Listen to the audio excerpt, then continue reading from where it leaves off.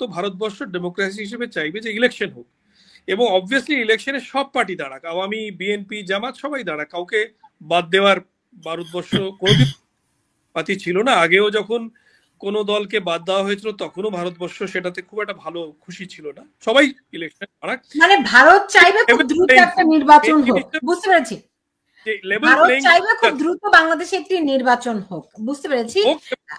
দ্বিতীয় যেটা ভারত এবং ইউএসএ দুজনেই খুব স্পষ্টভাবে বললো, যেটা দস্তগীর জাহাঙ্গীর সাহেব খুব পরিষ্কারভাবে এক্সপ্লেন করলেন আপনাদের, যে তারা চায় যে কোনো রকমের জঙ্গিবাদ, উগ্রবাদ যাতে আশেপাশে ইন্ডো প্যাসিফিক এলাকাতে না হয়, এবং বাংলাদেশ যে এই যে জঙ্গিদের ছেড়ে দিয়েছে, এতগুলো জঙ্গি, হিজবুল তাহির, হ্যান ত্যান, যে তারপরে আরো অনেকগুলো আছে যে যারা বিভিন্ন রকমের উৎপাত আগেও ক্রিয়েট করেছে, সেটার উপরে তারা দে আর ন্যাচারালি ওয়ারিড।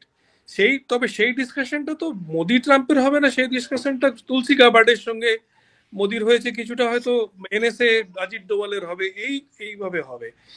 সেগুলো আলাদা একটা বন্দোবস্ত, চিন্তা ভাবনা থাকবে, এবং সেটা নিশ্চয়ই এমনকি ইলেকশন হবার আগেও তারা নিশ্চয়ই ইউনূস সরকারকে বলবে যে আপনারা দেখুন, এটা যেটা আপনারা করেছেন এটা ঠিক নয়, আপনারা দেখুন কিভাবে এটাকে রোল ব্যাক করতে পারে।